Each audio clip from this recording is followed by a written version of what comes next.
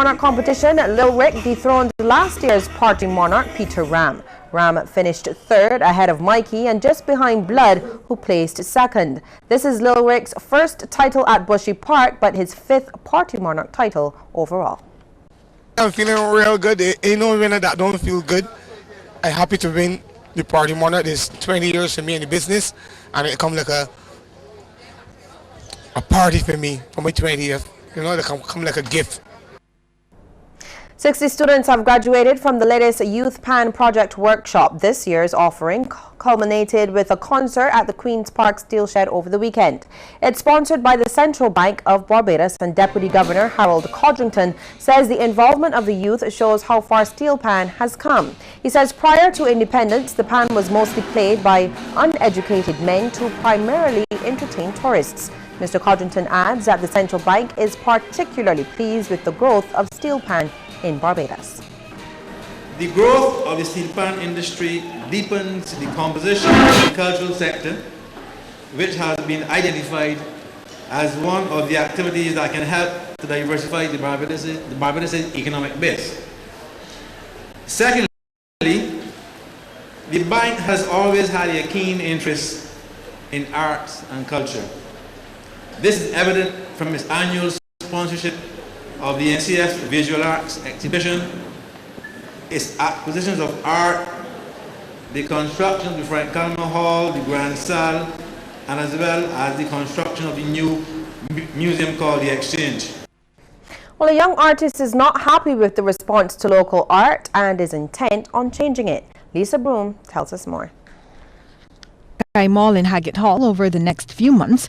In addition to the bustling shoppers, you're likely to see these: a Mother Sally in all her glory, sculptures and other pieces of art. The installation is part of the mall's efforts for the island's Golden Jubilee celebrations, but it's also part of a bigger plan by a group of young artists known as the Ascension Project to change attitudes toward local art. Right here in Barbados, there's a lack of appreciation for art. And who can blame them? When the art isn't visibly in your face on a daily basis, you have to go out of your way.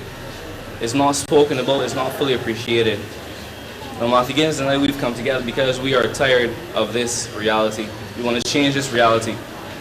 We challenge corporate Barbados to step up with us as we try to align artists with business opportunities that can increase their profitability and increase their exposure here as well. That's Jabari Aline, one of the members of Ascension Project, and he's vowed to do what it takes to shine a light on the extensive amount of talent in Barbados. Meantime, Culture Minister Stephen Lashley was on hand for the launch. He has promised to try to reinstate an incentive to the tourism industry to encourage them to buy local art. I believe we have several hotel projects coming on stream, and if we can have that revamp where hotels, particularly those that are benefiting from some significant incentives under the relevant hotels legislation, that we need to have these hotels purchasing at least 2% of the artwork of Barbadian artists, because that is a way in which we can put money into the pockets of our creative talent.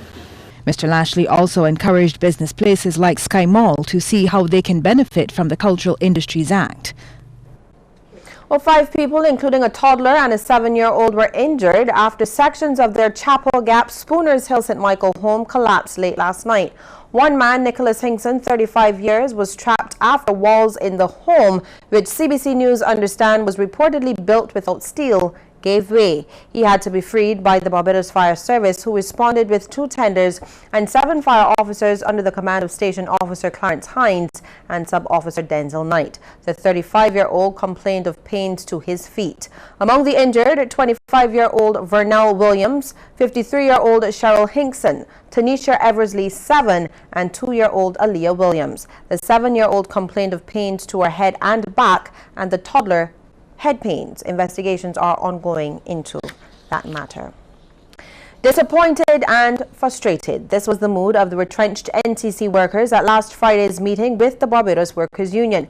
The meeting was held to review the decision of the Employment Rights Tribunal and determine the way forward for the workers who feel that justice has not been served despite the tribunal's ruling in their favor. General Secretary of the union, Tony Moore, says their next step is to determine what and when the workers will be paid.